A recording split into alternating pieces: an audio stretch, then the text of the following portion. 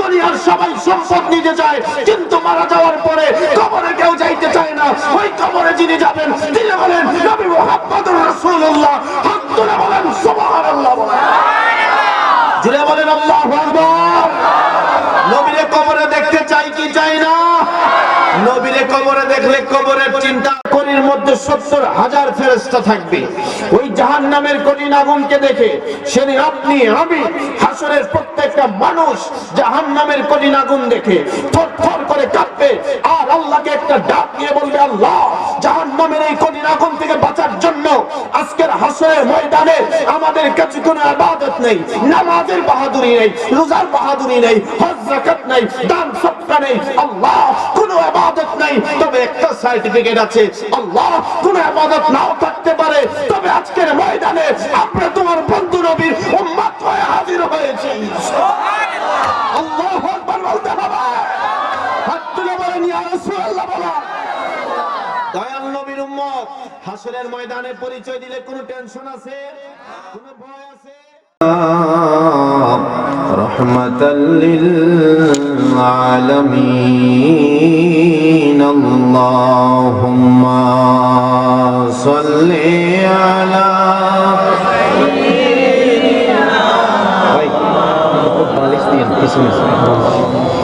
ওয়া আলা আলি সাইয়্যিদিনা।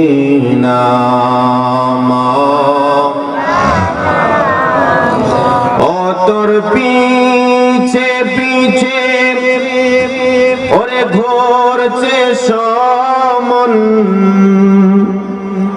ও তোর পিছে পিছে ওরে ঘুরছে সমন, কোন দিন জানি হবে তোর সমন জারি।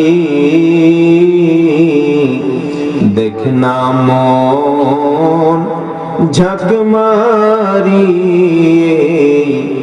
দুনিয়াদারি, ভাই বেরাদর আপন জনা আরে সঙ্গে তোমার কেউ যাবে না। যাবে নাকি ভাই? মারা যাওয়ার পরে কবরে কেউ যাবে? আপনার ভাই বলেন, বন্ধু বলেন, স্ত্রী বলেন, স্বামী বলেন, ছেলে বলেন, সন্তান বলেন, মারা যাওয়ার পরে কেউ কবরে যাবে?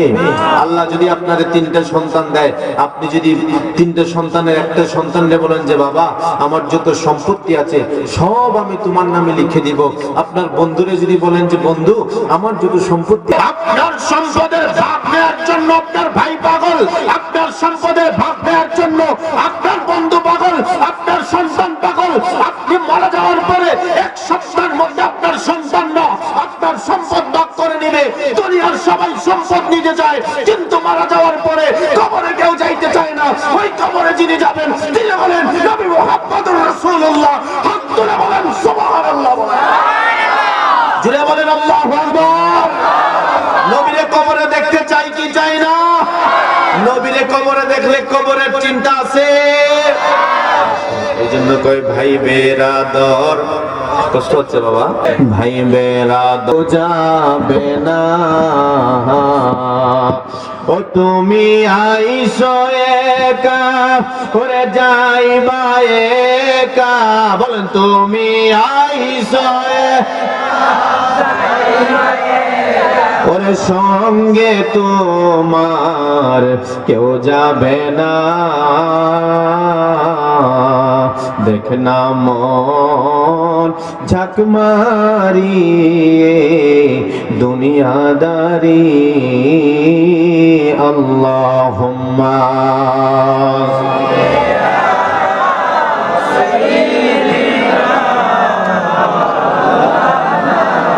ওয়া আলা আলি সাইয়্যিদিনা।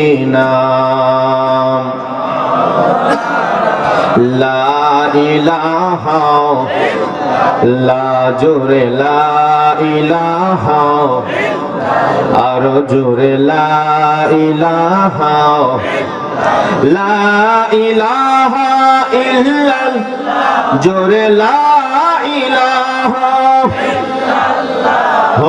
লা ইলাহা ইল্লাল্লাহ লা ইলাহা ইল্লাল্লাহ লা ইলাহা। আমরা কোন পথে হব রওয়ানা, আয় হায় মদিনার রাস্তা রওয়ানা। আমরা মদিনার রাস্তা চিনি না, আমার মুর্শিদ জানে ঠিকানা। বলেন মুর্শিদের ঠিকানা। আমরা যাব সোনার মদিনা। লা ইলাহা লা জোরে লা ইলাহা লা ইলাহা ইল্লাল্লাহ মুহাম্মাদুর রাসূলুল্লাহ সাল্লাল্লাহু আলাইহি ওয়াসাল্লাম। প্রত্যেকটা কলির মধ্যে ৭০,০০০ ফেরেশতা থাকবে। ওই জাহান্নামের কঠিন আগুনকে দেখে সেদিন আপনি আমি হাসরের প্রত্যেকটা মানুষ জাহান্নামের কঠিন আগুন দেখে থরথর করে কাঁপবে আর আল্লাহকে একটা ডাক দিয়ে বলবে, আল্লাহ জাহান্নামের এই কঠিন আগুন থেকে বাঁচার জন্য আজকের হাসরের ময়দানে আমাদের কাছে কোনো ইবাদত নেই, নামাজের বাহাদুরি নেই, রোজার বাহাদুরি নেই, হজ যাকাত নেই, দান সদকা নেই, আল্লাহ কোনো ইবাদত নেই। তবে একটা সার্টিফিকেট আছে, আল্লাহ কোনো ইবাদত নাও থাকতে পারে, তবে আজকের ময়দানে আমরা তোমার বন্ধু নবীর উম্মত হয়ে হাজির হয়েছি। সুবহানাল্লাহ, আল্লাহু আকবার বলতে হবে। হাত তুলে বলেন ইয়া রাসূলুল্লাহ বলা। দয়াল নবীর উম্মত হাসরের ময়দানে পরিচয় দিলে কোনো টেনশন আছে? কোনো ভয় আছে? কি হবে জানেন নি মিয়া? আমারে সাবজেক্ট দিবেন কবর হাসর। নবীর উম্মত যদি আপনি হাসরের ময়দানে পরিচয় দেন তাহলে কি হবে শুনেন। আপনারা যখন ফেরেশতারা টেনে টেনে টেনে হাসরের মাঠে টানতে টানতে ছেঁচড়ায়া যখন আপনারা জাহান্নামের দিকে নিয়ে যাবে, আমার আকা ইনামদার তাজেদারে মদিনা সুরুরুকাল ওয়াসিনা হায়াতুন নবী নূরুন নবী মায়ার নবী দয়ার নবী জানের নবী প্রাণের নবী দোজাহানের নবী। সুবহানাল্লাহ বলেন। আমার নবী সেদিন এই যে জাহান্নামের গেটে আল্লাহর হাবিব এইভাবে দুইটা হাত দিয়া ব্যারিকেড দিয়া দাঁড়ায় যাবে। নবী ফেরেশতারা বলবে, এই ফেরেশতা আমার উম্মতরে নিয়ে কই যাও? ইয়া রাসূলুল্লাহ আপনার উম্মতরে জাহান্নামে নিয়ে যায়। বলে কেন?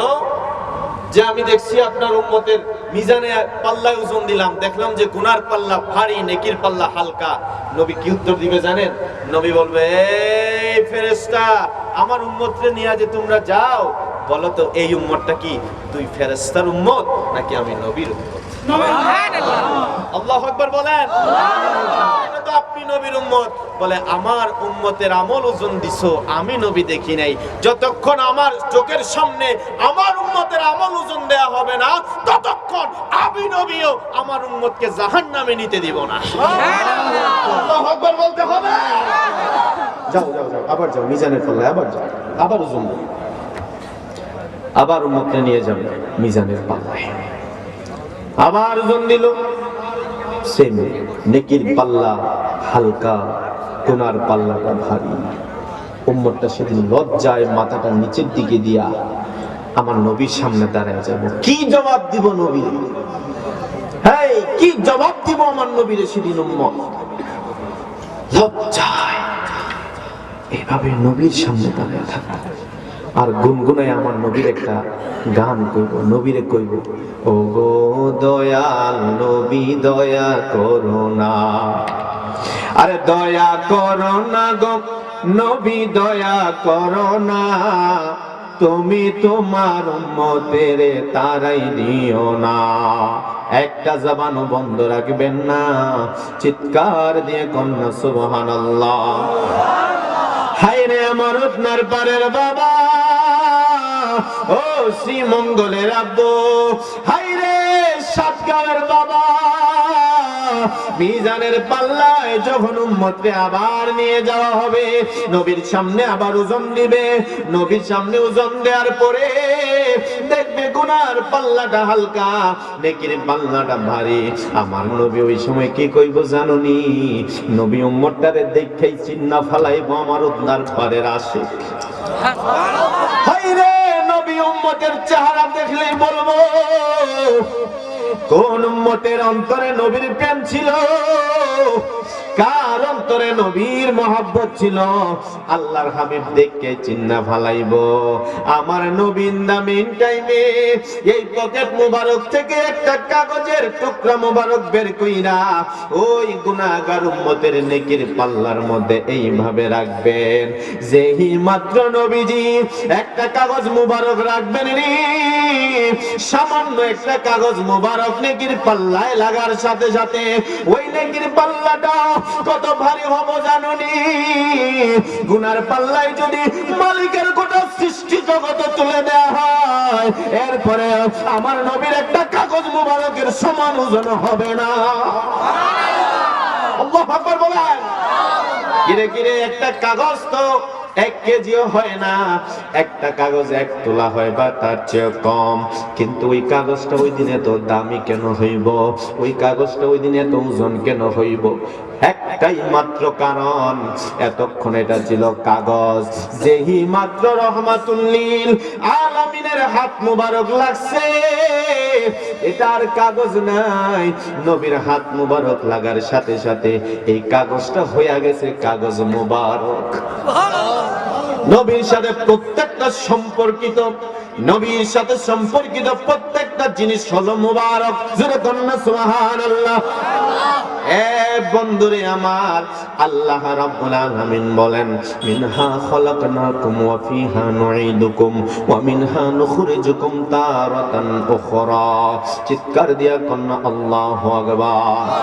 মিনহা খলাকনাকুম ওয়া ফিহা নুঈদুকুম ওয়া মিনহা নুখরিজুকুম তারাতান উখরা।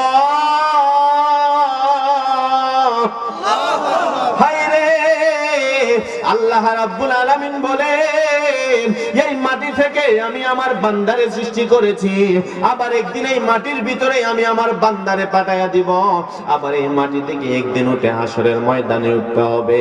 আমি উঠনার পারের মানুষের কাছে জানতে চাই, এই দুনিয়াতে বাজান আসার একটা সিরিয়াল আছে, যাওয়ার কোনো সিরিয়াল নাই।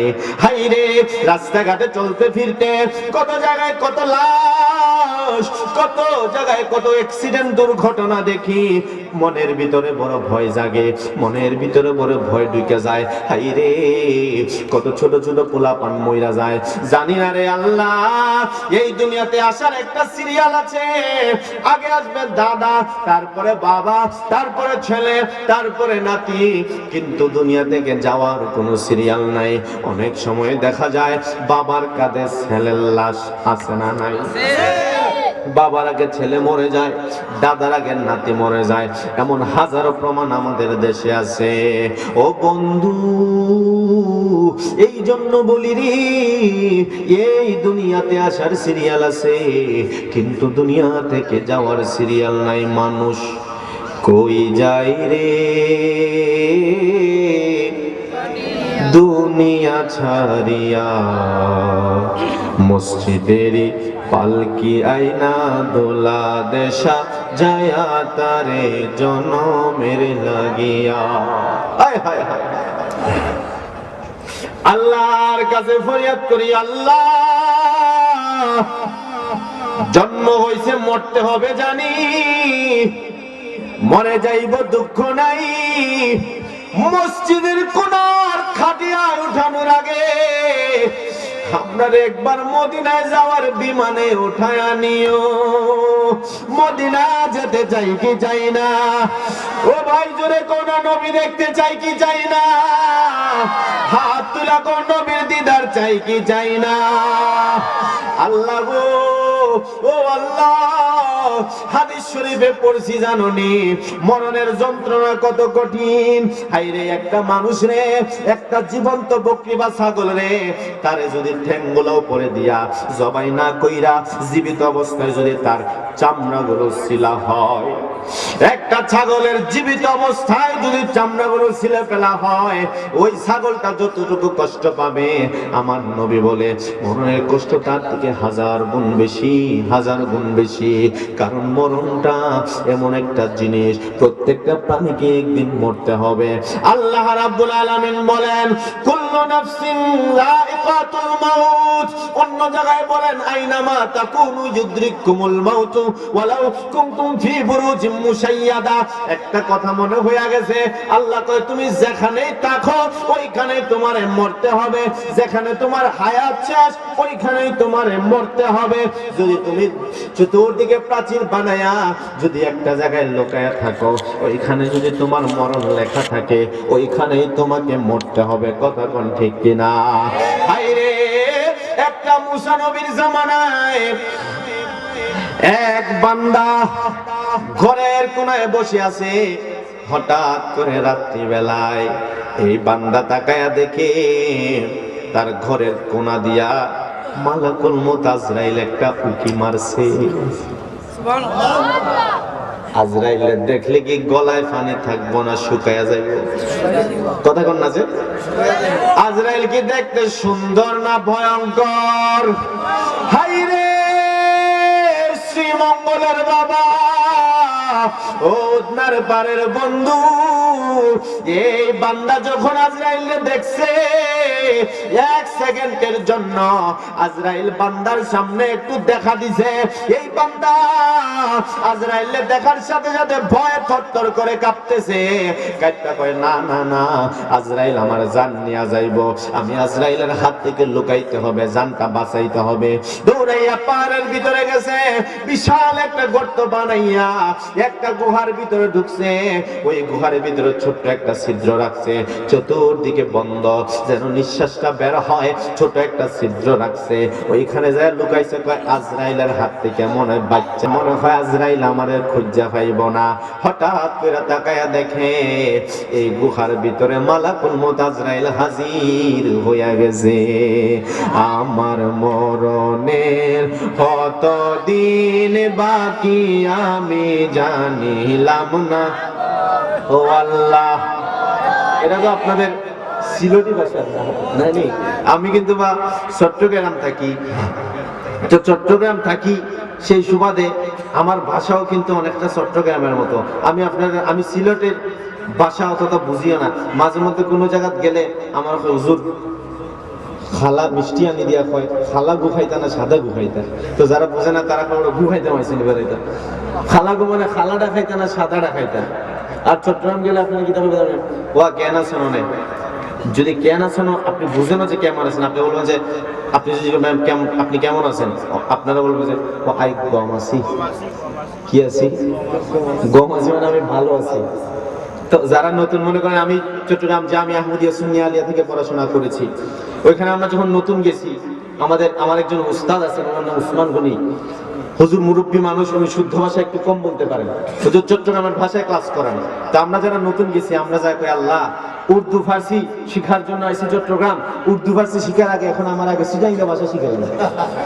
এই হচ্ছে একটা মুসিবত। তো আপনাদের সিলেটি ভাষায়, শ্রীমঙ্গলের ভাষায় একটু আমার সাথে কণ্ঠটা মিলায়া চিৎকার দিয়ে বলেন আমার মরণের কত দিন বাকি আমি জানিলাম না। ও আল্লাহ, মরণের কত দিন বাকি, আমার মরণের কত দিন বাকি আমি জানিলাম না গো। ও আল্লাহ, মরণের কত।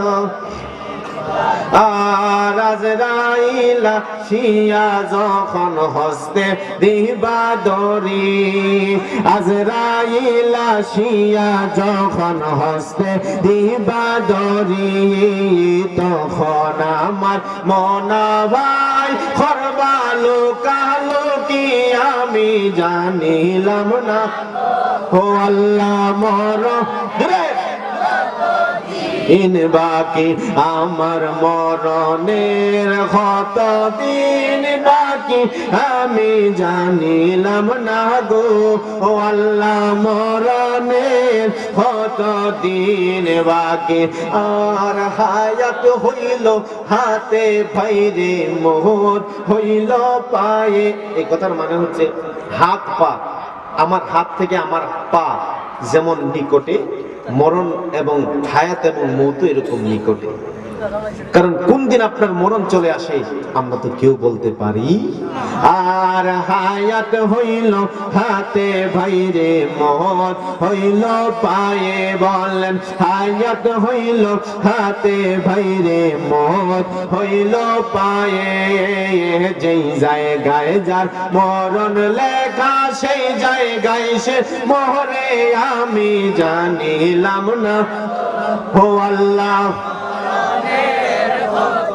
দিন বাকি আমার মরণের, কত দিন বাকি আমি জানিলাম না গো। ও আল্লাহ মরণের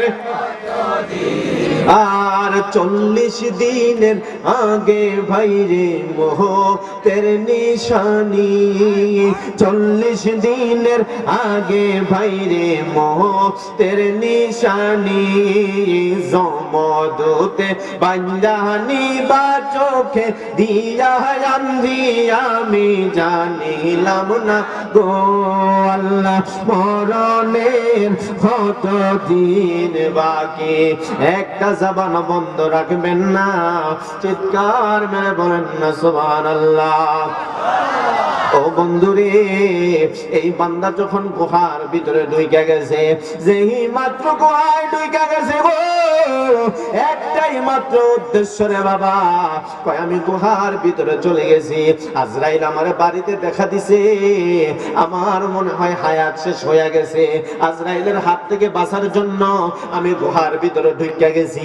যেই মাত্র একটা নির্জন গুহায় ঢুকছে গো, আজরাইল তার সামনে এসে গেছে, তার সামনে আজরাইল আইসা কয় কি রে ব্যাপার কি? আজরাইল ডাক দিয়া কয় আজরাইল তুমি এইখানে কেমনে আসলা রে আজরাইল? আজরাইল রে কেন আসছো গুহায় বলবানি?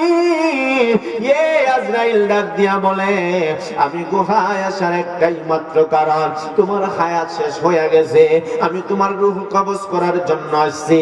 এই পাগলা ডাক দিয়া কয় আজরাইল আমার হায়াত যেহেতু শেষ হয়ে যাবে রে, বাড়িতে থাকলে রূহটা কবজ করতা, বাড়িতে দেখা দিলা রূহটা নিলা না, তুমি জঙ্গলের মাঝখানে আসা লুকাইলাম, এখন আমার রূহটা কেন নিবা?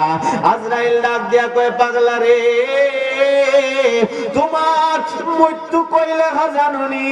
তোমার মৃত্যু কিন্তু বাড়িতে লেখা নাই, তোমার মৃত্যু লেখা হলো এই গুহার মাঝখানে, তোমার মৃত্যু লেখা। এই কারণে আমি বাড়িতে যাইয়া তোমারে একটু দেখা দিছি, ভয় পায়া গুহায় আসছো, এইখানে জান বাঁচাইতে আসো নাই। এই গুহায় আসছো কেন জানুনি? আমার আল্লাহ তোমারে গুহায় নিয়ে আসছে একটাই মাত্র কারণ, এই গুহার ভিতরে তোমার জানটা কবজ হয়ে যাবে, তোমার মৃত্যুটা এই গুহার ভিতরে আমার আল্লাহ লেখা রাখছে। এই জন্য আল্লাহ বলে আইনামা তাকুনু ইউদরিকুমুল মাউত ওয়ালাউ কুনতুম ফী বুরুজিম মুশাইয়াদা। আল্লাহ কয় যদি নির্জন শব্দ প্রাচীর দেয়ালের ভিতরে লুকায়া থাকো, আর যদি ওইখানে তোমার মরণ লেখা থাকে, ওইখানে আজরাইল চলে যাবে। এই জন্য বাবা দিলটা নরম করে দেন। 2-3টা সাবজেক্ট ওয়াজ করতে হইলে দিলটা নরম হয়ে যায়। এক হলো মা বাবা, 2 হলো কারবালা, 3 হলো কবর হাসর। ওরে আমার নবীজি যখন কবরের বয়ান করতো, এই যুবকেরা একটু দিলটা নরম করো, নবী যখন মসজিদে নববীতে কবরের বয়ান করত, আবু বকর এইভাবে উমরের জড়ায়া ধরতো, উমর উসমান রে জড়ায়া ধরতো।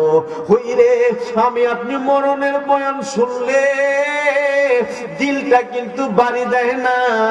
নবী যখন এই মসজিদে নববীতে আল্লাহর হাবিব মরণের ওয়াজ করলে, সাহাবী একজন আরেকজনের জড়ায়া ধইরা কাঁদতো। এক সাহাবী আরেক সাহাবীর বুকের মধ্যে জড়ায়া গড়াগড়ি দিয়া কাঁদতো।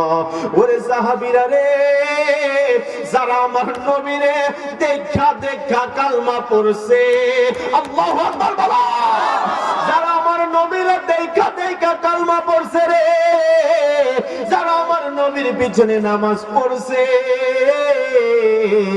এই সাহাবীরা মরণের কথা শুনলে কান্দে। ওরে উমর, যদি কোনো রাস্তা দিয়া যাইতো, উমরের সামনে যদি কোনো গাছ থাকতো, ওই উমর গাছটারে দেখা নিজেরে নিজে বর্ষণা দিয়া উমর কইতো, উমর রে, নিজেরে নিজেই কইতো, আর চোখের পানি ফেলায়া কাঁদতো। ওই গাছের মধ্যে মাথা ঠেকাইয়া ঠেকাইয়া হযরত উমর কইতো, ওরে উমর, তুই কেন মানুষ হইলি রে? তুই কি এই গাছটার মতো গাছ হইতে পারলি না? তুই যদি এই গাছটার মতো গাছ হইতি রে উমর, হে উমর, মানুষ না হইয়া আল্লাহ তোরে যে কেন মানুষ বানাইলো? তোরে মানুষ না বানাইয়া যদি আমার আল্লাহ আমি উমরে গাছ বানাইতো, অন্তত আল্লাহর সামনে হাসরের ময়দানে বিচারের কাঠ করায় দাঁড়ানো লাগতো না। নদীর পাশ দিয়া গেলে উমর মাছরে দেখা কইতো, মা, তোর কপালটা কত ভালো রে, তোর ভাগ্যটা কত ভালো, তুই মাছ হইছস, তুই তো বিচারের সামনে দাঁড়ানো লাগবো না। আমি উমর যদি মানুষ না হইয়া মাছ হইতাম, আল্লাহর সামনে আমার দাঁড়ানো লাগতো না। এইভাবে উমর যদি মরণের হাসরের ভয়ে কান্দে, ওরে আপনি আমার খবর কি? আপনার ইমানের খবর কি? আপনার আমলের খবর কি? ওরে যে উমর রে নবী জান্নাতের সুসংবাদ দিছে, আল্লাহু আকবার বলা, যেই নবী রে, যেই নবী উমর রে জান্নাতের সুসংবাদ দিছে রে বাবা, ওই উমর মরণের কথা কইলে কান্দে, উমর হাসরের কথা কইলে কান্দে। আপনার আমার কোনো খবর নাই। হাসরের কবর যখন একটা মানুষের মৃত্যুর সময় চলে আসবে, গভীর মনোযোগ, এই মানুষের মৃত্যুর সময় যখন আসবে, তখন দেখবেন বাবা অসুস্থ, মা অসুস্থ, সন্তান ঢাকায় চাকরি করে, এই সন্তান ঢাকা থেকে মায়ের জন্য আঙ্গুর ফল নিয়ে আইছে, মায়ের জন্য মালটা নিয়ে আইছে, মায়ের জন্য কমলা নিয়ে আইছে। ওরে মায়ের কাছে যাইয়া আঙ্গুর ফলের রস একটা চামচে কইরা মায়ের মুখে দেয়, কিন্তু মা, বাবা এই আঙ্গুর ফলের রসটা খাইতে পারে না। এই আঙ্গুর ফলের রসটা এই গাল বাবা এইদিকে পয়রা যায়, হলকমের ভিতর দিয়া যায় না। লোকেরা মনে করছে গ্যাস করছে পেটে, লোকেরা মনে করছে রুচি নাই, আসলে রুচি না রে, আসলে পেটেও গ্যাস করে নাই।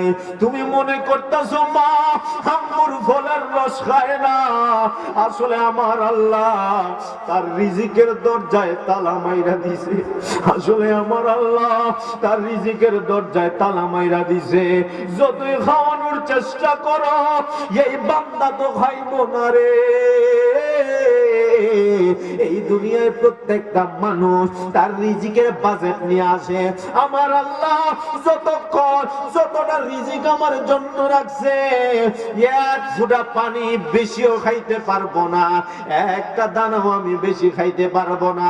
তুমি মনে করছো তোমার বাপে কমলা বা মালদার রস খায় না, এই দিকটা গাল পায়া পায়া পইরা যাও, আসলে তোমার বাবা অসুখ না রে, তোমার বাবার রিজিকের দরজাটা বন্ধ হয়ে যায়, তোমার বাবার রিজিকের দরজা আল্লাহ বন্ধ কইরা দিছে।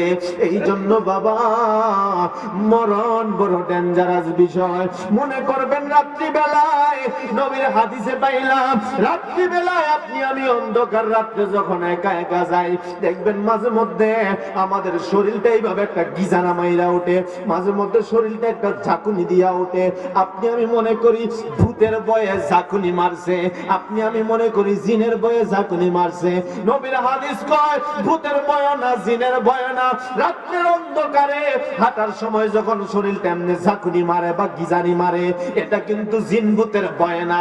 তুমি যখন অন্ধকার রাত্রে একা একা হাইটা যাও, আমার আল্লাহ এই কবরের মাটি তোমারে ডাক দিয়া কয়, আল্লাহর বান্দারে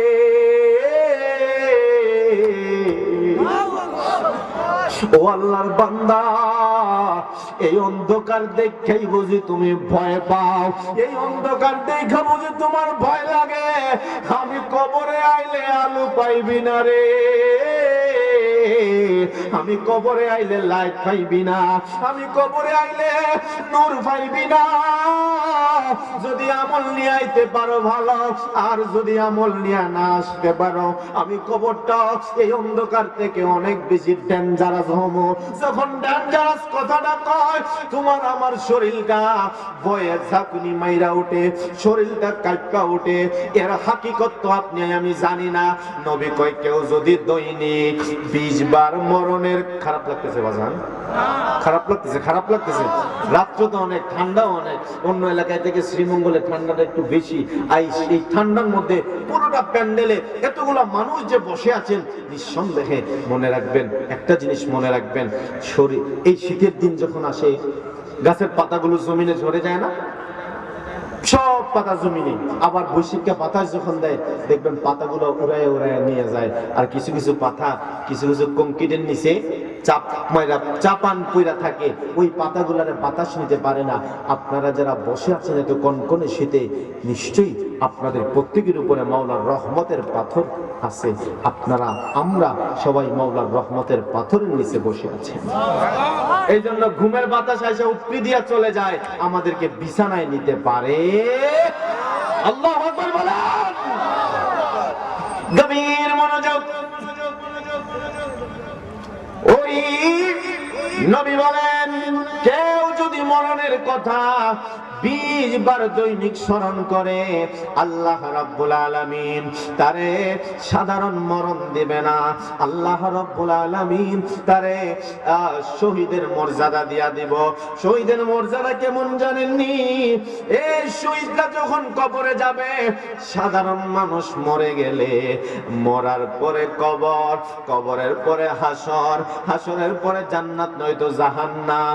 কিন্তু শহীদরা মরার পরে কবর, কবরের পরে হাসর নাই।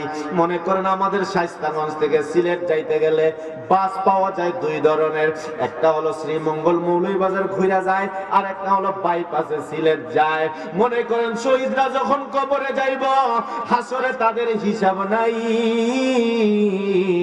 আমার আল্লাহ কবর থেকে বাইপাসে জান্নাতে ঢুকাইয়া দিব। শহীদি মরণ চাই কি চাই না? আর জোর কন্যা চাই কি চাই না? হাই রে, নবী কয়, যদি শহীদি মরণ চাও, দৈনিক 20 বার মরণের কথা স্মরণ করবা। রক্ত দেওয়া লাগবো না, গলাও দেয়া লাগবো না, বডি থেকে রক্ত ঝরানো লাগবো না, তলোয়ারও লাগবো না, পিস্তল রাইফেলও লাগবো না। নবী কয়, মরণের কথা দৈনিক 20 বার স্মরণ করলে আমার আল্লাহ তার শহীদের মর্যাদা দিয়া দিবে। আল্লাহু আকবার বলেন। গভীর মনোযোগ। এর একটা মানুষ যখন মরে যাবে, ওই মানুষটা যখন কবরের মধ্যে নিয়ে যাওয়া হবে, যদি মানুষটা ইমানদার হয়, কবরটা তার জন্য ভালো। আর যদি মানুষটা বেঈমান হয় রে, কবরের ডান দিকের মাটি এমন ভাবে ওই বান্দারে চাপ মারবে, ডান দিকের হাড়গুলা বাম দিকে নিয়ে যাবে, বাম দিকের মাটিগুলা এমন ভাবে চাপ মারবে, বাম দিকের মাটিগুলা ডান দিকে নিয়ে যাবে।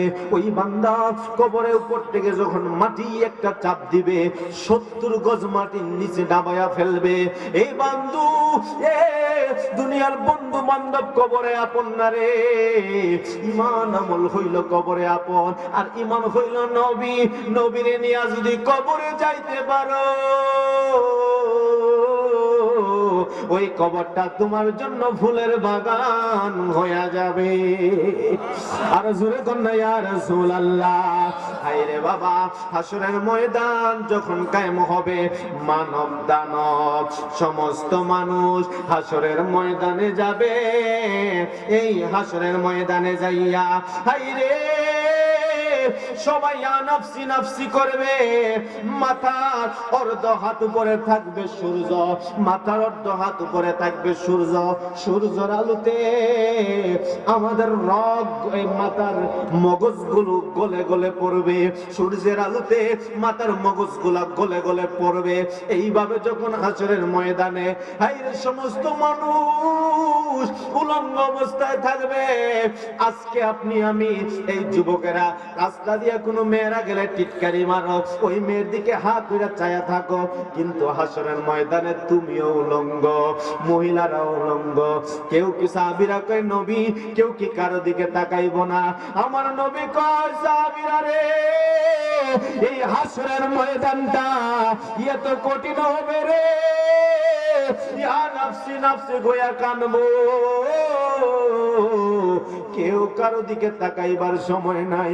মায়ের ছেলের চিনব না, ছেলে মায়ের চিনব না, বাবাই সন্তানকে চিনে না, ভাই ভাইরে চিনে না। এমন একটা কঠিন সময় সমস্ত মানবরা ইয়া নাফসি নাফসি করব। তাড়াতাড়ি দৌড়াইয়া আমার সবাই যাবে আদি পিতা হযরতে বাবা আদম নবীর কাছে।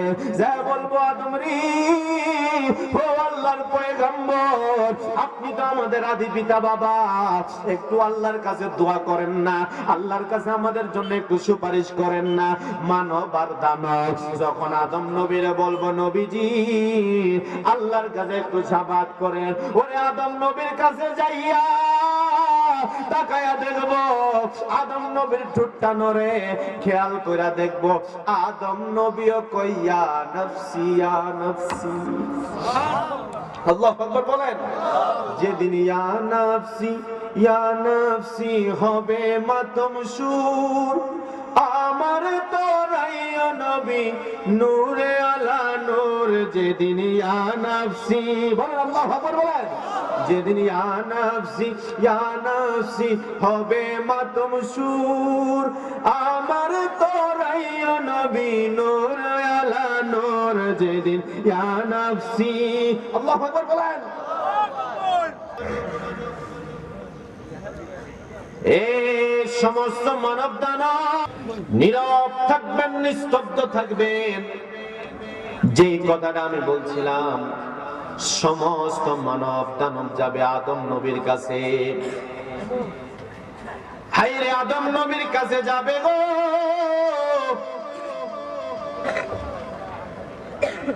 ও আদম পয়গম্বর, আপনি আমাদের আদি পিতা, আল্লাহর কাছে একটু আমাদের জন্য শাফাত করেন না। আদম নবী বলবে, মানব দানবেরা আমি আমার আল্লাহর কাছে তোমাদের জন্য শাফাত করতে পারবো না। আদম নবীজি কেন আল্লাহর কাছে শাফাত করতে পারবেন না? কারণটা বলেন না। আদম পয়গম্বর বলবে, আল্লাহ যখন আমারে জান্নাতে রাখছে, হাওয়ারেও জান্নাতে রাখছে, আল্লাহ আমারে নিষেধ করছিল, রে আদম, ও আদম, গন্ধম ফলের কাছে যাইও না। আমি যেই দিন গন্ধম খাইছিলাম, যদিও আমার আল্লাহ মাফ করে দিয়েছে, আল্লাহ তো বলেছে ফামাইয়ামাল মিসকালা যাররাতিন খায়রান ইয়ারা ওয়া মাইয়ামাল মিসকালা যাররাতিন শাররান ইয়ারা। আল্লাহ তো বলেছে ভালো করো মন্দ করো, যাররা যাররা হিসাব হাসরের ময়দানে দেয়া লাগবে। যদি আজকে আমরা আল্লাহর কাছে জবাব দিতে না পারি, আমি আদম নবী যদি আল্লাহর কাছে জবাব দিতে না পারি, আমি কি করব? আমি যদি আল্লাহর কাছে ওই দিন ধরা খায়া যাব, আমি আদম নবী তোমাদের জন্য শাফাত করতে পারবো না রে। একটু সামনের দিকে তোমরা চলে যাও। সমস্ত মানব দানব সামনের দিকে যাইবে।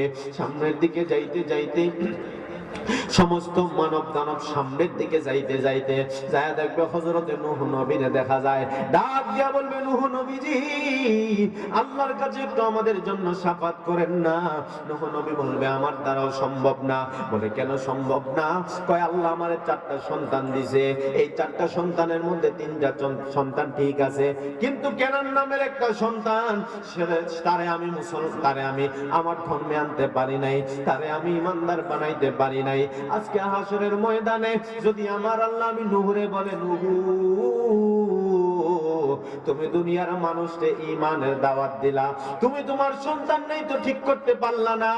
আমি বলে আমি আমার আল্লাহর কাছে জবাব দিতে পারবো না, আমি আল্লাহর কাছে ছোট হয়ে যাব, আমি আমার আল্লাহর সামনে যাইতে আমার ভয় লাগে, আমি তোমাদের জন্য সুপারিশ করতে পারবো না। আমি নূহুর মুখে আজকে নাফসি নাফসি, তোমরা একটু সামনের দিকে চলে যাও। যাইতে যাইতে হযরত ইব্রাহিম খলিলুল্লাহরে পাইবে গো। ইব্রাহিম নবীর কাছে যাওয়ার পরে রে বাবা, ইব্রাহিম পয়গম্বর বলবে আমিও তোমাদের জন্য সুপারিশ করতে পারবো না। এ বন্ধু, হে আমার এই যুবকের দল, হে আমার উদ্ধার পারের বাবা, হযরতে ইব্রাহিম পয়গম্বর বলবে আমিও তোমাদের জন্য আজকে সুপারিশ করতে পারবো না, তোমরা একটু সামনের দিকে চলে যাও। সমস্ত মানুষ দানব সামনের দিকে দৌড়াইবে। যাইতে যাইতে যায় দেখবে হযরত ঈসা পয়গম্বর আছে। যেই মাত্র ঈসা নবীর কাছে যাবে গো, ঈসা নবীর কাছে যাওয়ার পরে রে বাবা, হযরত ঈসা নবীর কাছে যায় বলবে ঈসা নবী, ও আল্লাহর নবী, একটু আল্লাহর কাছে আমাদের জন্য সুপারিশ করেন না। ঈসা পয়গম্বর কইব রে আমি আল্লাহর কাছে শাফাত করতে পারবো না, আমি আল্লাহর সামনে যাইতে ভয় লাগে, আজকে আমি তোমাদের জন্য কিছুই করতে পারবো না। যদিও আমি কিছুই না করতে পারি রে, তবে আমি তোমাদেরকে একটা রাস্তা দেখায়া দিতাম পারি। সুন্নাত মান কদ আরসালনা ক্বাবলাকা মির রাসূলিনা ওয়ালা তাজিদু বিসুন্নাতিনা তাহওয়িলা আকিমিস সালাতা লিদুলুকি শামসি ইলা গাসাকিল লাইলি ওয়া কুরআনাল ফাজর ইন্না কুরআনাল ফাজরি কানা মাশহুদা ওয়া মিনাল লাইলি ফাতাহাজ্জাদ বিহি নাফিলাতাল লাকা আসা আন ইয়াবআসাকা রাব্বুকা মাকামান মাহমুদা। ওরে ইব্রাহিম নবী কইব রে আমি তোদের জন্য আজকে শাফাত করতে পারবো না, তবে সামনে যায় দেখো দিনের নবীজি, আখিরি জামানার নবী মাকামে মাহমুদের গোড়ায় সিজদায় পড়া উম্মতি উম্মতি বলে কাঁদতেছে। তাকবীর, নারায়ে রিসালাত, আহলে সুন্নাত ওয়াল জামাত জিন্দাবাদ জিন্দাবাদ জিন্দাবাদ, আহলে সুন্নাত ওয়াল জামাত, নারায়ে তাকবীর। হায়রে ওই ঈসা নবীর কথা শুই না সমস্ত মানব দানব সামনে যাইব, যায় দেখবো আল্লাহর হাবিব মাকামে মাহমুদের গুড়ায়। ওরে প্রশংসনীয় স্থান, প্রশংসনীয় সিংহাসন, ওই সিংহাসনের গোড়ায় নবী আমার নাক এবং কপালটারে জমিনে লাগাইয়া আমার নবী উম্মতি উম্মতি কইয়া কান্দে। মানব দানবেরা যায় বলবো ইয়া রাসূলুল্লাহ নবী গো,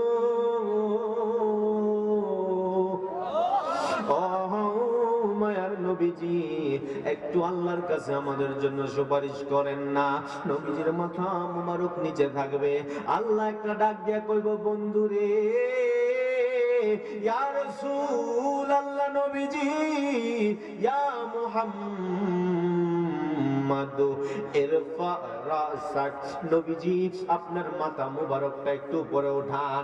ইয়া রাসূলুল্লাহ নবীজি মাথা মুবারকটা একটু উপরে উঠায়া দেন। আমার নবীজি মাথা মুবারক উঠাইব না, আমার নবীজি মাথা মুবারক উঠাইবে না। আল্লাহ বলবে ওয়াসাল তুতা ওয়াসফাতু শাফা, আল্লাহ বলবে নবীজি মাথা মুবারকটা উঠায়া নেন, আপনি আমার কাছে চান আমি আপনারে দিব। ওয়াসফাতু শাফা, আপনি শাফাত করেন, আপনার শাফাত কবুল করা হবে। নবীজি আমার মাথা মুবারকটা তুলবেন। আল্লাহ কইব দোস্ত রে একটু মাকামে মাহমুদের সিংহাসনে বসেন না, এই সিংহাসনটা তো আমি আপনার জন্য বানাইছি, এই কিয়ামতের মাঠে অন্য কারো জন্য সিংহাসন নাই, আপনার জন্য আমি সিংহাসনটা বানাইছি। ইয়া রাসূলুল্লাহ নবীজি একটু মাকামে মাহমুদে বসেন না, দিলটা নরম কইরা দাও। আমার নবী ওই দিন বলবো, আল্লাহ, ও আল্লাহ, আমি এই সিংহাসনে বসবো না রে। আল্লাহ বলে, নবীজি এই সিংহাসনে কেন বসবেন না বলেন না? আমার নবী কই সিংহাসনে না বসার একটাই কারণ, ওরে সিংহাসন এটা তো দুনিয়ার সিংহাসনের মতো না। এই সিংহাসনের তো রূহ আছে, এই সিংহাসনের তো জান আছে, এই সিংহাসন তো ভালো মন্দ বুঝে। আমি যদি এই সিংহাসনে বসে যাই, সিংহাসনের তো রূহ আছে। সিংহাসন যদি মনে করে যে রহমাতুল লিল আলামিনের জায়গা হলো জান্নাতুল ফেরদাউস, এই কথা বলা মনে কইরা যদি সিংহাসন, ওরে আমি নবীরে লইয়া রে যদি রে জান্নাতুল ফেরদাউসে চলে যায়, এই হাসরের মাঠে আমার উম্মতের কি উপায় হবে রে? এই সিংহাসনে আমি আমার উম্মতরে ফালায়া বসতাম না, বসতাম না, বসতাম না। নবী আমার উম্মতের কত দেওয়ানা, নবী আমার উম্মতের জন্য কত পাগল। ওই উহুদের যুদ্ধে আল্লাহর হাবিব রে এই কাফেররা মারতে মারতে অজ্ঞান করে ফেলছিল। নবীর মাথা মুবারকে ব্যথা, নবীর পা মুবারকেও ব্যথা। নবীজি কয়েকদিন পর্যন্ত ঠিক মতো হাঁটতেও পারে না। আল্লাহর হাবিব ঘুরায় ঘুরায় হাঁটতেছে। ওরে উহুদের যুদ্ধ থেকে আল্লাহর হাবিব যখন মদিনায় আসলেন, হুজরা মুবারকে আসার পরে যেই রহমাতুল লিল আলামিন জীবনে কোনোদিন তাহাজ্জুদের নামাজ কাজা করে নাই। হায়রে উহুদের যুদ্ধের পরে নবীজির পা মুবারকে ব্যথা, নবীজি ঘুরায় ঘুরায় হাঁটেন, নবীজির মাথা মুবারকে ব্যথা, নবীজির দাঁত মুবারকে ব্যথা, নবীজি ঠিক মতো সূরা কেরাত করতে পারেন না, কষ্ট হয়। জিহ্বাটা ঘুরায় ঘুরায় রহমাতুল লিল আলামিন তিলাওয়াত করতে কষ্ট হয়ে যায়। নবীজি হাঁটতেও কষ্ট হয়। নবীজি 3 দিন পর্যন্ত তাহাজ্জুদের নামাজটাও পড়তে পারে নাই। বন্ধু, ওরে চতুর্থ দিনে এখনো নবী পুরোপুরি সুস্থ হয় নাই। চতুর্থ দিনে নবীজি তাহাজ্জুদের সময় উঠছে। আম্মা জান আয়েশা রে কয়, আয়েশা রে আমি নবীরে একটা লোটা পানি দাও রে আয়েশা, আমি একটু উযু বানাইতে চাই, বানাই আমি মসজিদে তাহাজ্জুদের নামাজে যাইতে চাই। আয়েশা বলে, নবীজি ইয়া রাসূলুল্লাহ, নবীজি উহুদের ময়দান থেকে আসার পরে গো নবী আপনার মাথা মুবারকে ব্যথা, আপনার দাঁত মুবারকে ব্যথা, আপনার পা মুবারকে ব্যথা। ইয়া রাসূলুল্লাহ ঠিক মতো আপনি হাঁটতে পারেন না, ঠিক মতো আপনি কথা বলতে পারেন না। নবী গো তাহাজ্জুদের নামাজে আজকে কেন যাইবেন? তাহাজ্জুদের নামাজে কি আজকে না গেলে হয় না? আজকে কি তাহাজ্জুদের নামাজ না পড়লে হয় না? আমার নবী কয়, আয়েশা রে ওরে আমি যদি আজকে তাহাজ্জুদের নামাজে না যাই রে, 3 দিন আমি ঘুমায়া রইছি রে আয়েশা। আমি যদি মসজিদে না যাই রে, আমার উম্মতের জন্য কে কাঁদবে রে আয়েশা? বাধা দিও না। নবীজি পায়ের খুরা নিয়া ওই নবীজি তাহাজ্জুদের নামাজে যাইয়া সিজদায় পইরা নবীজি আল্লাহরে কইছে, আল্লাহ রে উহুদের ময়দানে আমার সন্তান শহীদ হইছে, আমার পা মুবারকে ব্যথা, আমার মাথা মুবারকে ব্যথা, এর বিনিময়ে আমি আপনার কাছে কিছুই চাই না। আল্লাহ উহুদের ময়দানে আমি নবীর যত ফোঁটা রক্ত ঝরেছে, প্রত্যেকটা রক্ত মুবারকের ওসিলায় হাসরের ময়দানে কোটি কোটি গুনাহগার উম্মতের নাজাতের ফয়সালা করে দিব। আল্লাহু আকবার বলেন। নবী আমার কত উম্মতের দেওয়ানা, নবী আমার কত উম্মতের পাগল। নবী অসুস্থ, উম্মতকে বলে না